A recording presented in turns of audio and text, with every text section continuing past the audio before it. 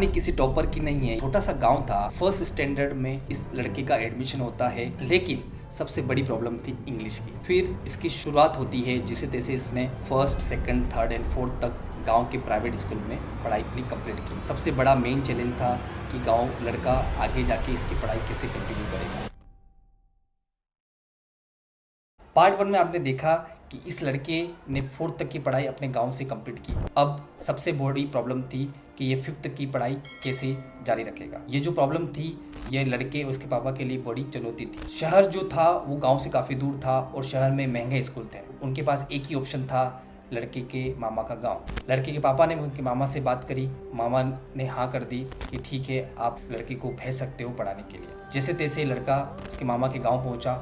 वहाँ पर लड़के के पापा ने उसका एडमिशन करवा दिया और इस गांव में 12th तक का स्कूल था, तो उनको था कि हाँ, एटलीस्ट 12th तक की पढ़ाई मेरा लड़का यहाँ कर सकता है। जैसा मैंने बताया पार्ट 1 में, लड़के के पापा ने ऑलरेडी कमिटमेंट दिया था कि उनके लड़के को कुछ बनाना है, ज़िंदगी में उनको आगे बढ़ाना है। अब शुरुआत होती है लड़के के स्कूल से। जब लड़का स्कूल में जाता है तो क्लास में सारे लोग उसको देखते हैं, क्योंकि लड़के का अटायर बिल्कुल अलग रहता है। वो हिंदी मीडियम से आता है, गांव का माहौल पूरा अलग होता है, तो सारे लोग उस पर हंसते हैं। जैसे तैसे उसका पहला दिन गया, दूसरा दिन गया, तीसरा दिन गया। एक और इम्पोर्टेंट बात यहाँ पर यह थी कि लड़के के साथ उसकी 2 बहनें थी। लोगों ने उसका साथ दिया। स्टार्टिंग में उसके कोई भी फ्रेंड नहीं बने, बट धीरे धीरे उस लड़के ने बाकी लोगों के साथ घुलना मिलना स्टार्ट कर दिया। सबसे इम्पोर्टेंट बात यह थी, 5th जो क्लास थी वो बोर्ड थी। अब इस लड़के को ये भी नहीं पता था कि बोर्ड एग्ज़ाम क्या होती है, क्योंकि वो बहुत ही छोटे स्तर और छोटे से गांव से आया था। वो उसको ये पता था कि बोर्ड का एग्ज़ाम ये होता है कि जो पेपर होते हैं वो स्कूल वाले नहीं बनाते हैं, वो कोई दूसरे जगह से आते हैं, तो इतना ही उसको पता था।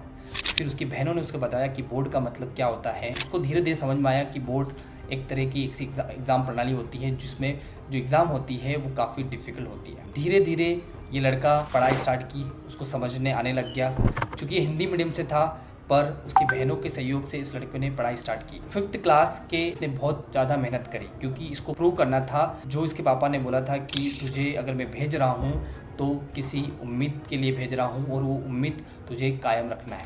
तो ये बात उसके जहन में थी, उस लड़के के मन में थी कि मुझे, अगर मैं यहाँ आ गया हूँ मामा के गाँव, तो मेरे पापा का मुझे नाम रोशन करना है।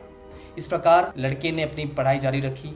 5th क्लास में उस लड़के ने पूरी क्लास में टॉप किया। ये बात सुनकर पूरे क्लास के बच्चे शॉक थे, बट उस लड़के ने कर दिखाया, क्योंकि उस लड़के ने दिन रात मेहनत की, उसकी बहनों ने उसका सपोर्ट किया और उस लड़के को भरोसा था अपनी मेहनत पर। उसे याद था उसने जो वचन दिया था अपने पापा को। तो 5th क्लास में लड़का टॉपर बन गया। अब आती है 6th क्लास में। धीरे धीरे उसका कॉन्फिडेंस बढ़ता गया, बट अभी भी प्रॉब्लम थी इंग्लिश की। अब लड़का धीरे धीरे इंग्लिश में रीड करना स्टार्ट कर देता है, राइट करना स्टार्ट कर देता है। 6th उसने पास करी, 7th उसने पास करी और अब वो क्लास का मॉनिटर बन गया। 8th क्लास आते आते वो काफ़ी कॉन्फिडेंट हो गया।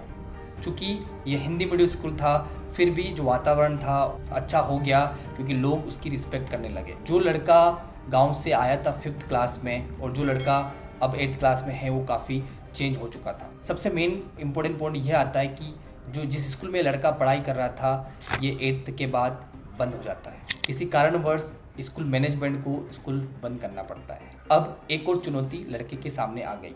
लड़का, उसके पापा और उसके मामा सब लोग उसमें लेग थे कि अब क्या करना है। जैसे तैसे लड़के का एडमिशन उसी मामा के गाँव में दूसरे स्कूल में कराया और उसकी बहनें भी उसके साथ थी। तीनों क्लास के टॉपर थे। अगर लड़का फर्स्ट था तो उसकी बहनें 2nd 3rd थी। ये क्लास में इन तीनों को त्रिमूर्ति बोलते थे और ये अभी काफ़ी कॉन्फिडेंट था। बट जैसे ही स्कूल चेंज हुआ, नया स्कूल था, 9th क्लास में जब ये लड़का गया तो नए नए लोग थे। चूँकि अब ये लड़का सब लोगों से घुल मिल गया था, वहाँ के गांव के लोगों को पहचान लग गया था, तो ये अपने आप में कॉन्फिडेंट फील कर रहा था। अभी भी इंग्लिश की प्रॉब्लम थी, पर धीरे धीरे वो भी सोल्व करने की कोशिश कर रहा था। इसकी बहनें जो कजिन सिस्टर्स हैं इस लड़के की, उसने बहुत साथ दिया और धीरे धीरे ये लड़का 9th क्लास में भी इसने अच्छे मार्क्स बनाए।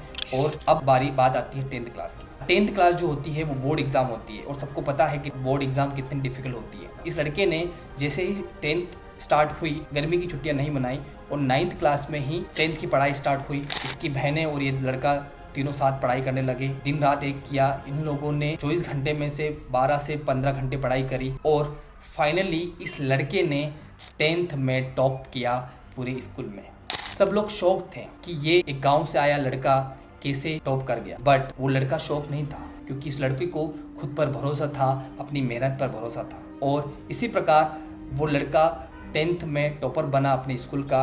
अब 10th के बाद होता है कि आगे क्या करना है, ये सबसे बड़ा क्वेश्चन होता है और हर एक के लिए क्वेश्चन होता है कि 10th के बाद क्या करना है। धीरे धीरे इस लड़के के मन में भी क्वेश्चन आने लगा कि 10th के बाद करना क्या है। क्या ये लड़का हिंदी से इंग्लिश मीडियम में जंप करेगा 11th में? क्या ये लड़का हिंदी मीडियम में ही रहेगा? इसकी आगे की लाइफ क्या होगी? ये सारी बात मैं अगले वीडियो में बताऊंगा जो कि होगा आपका चैप्टर 3।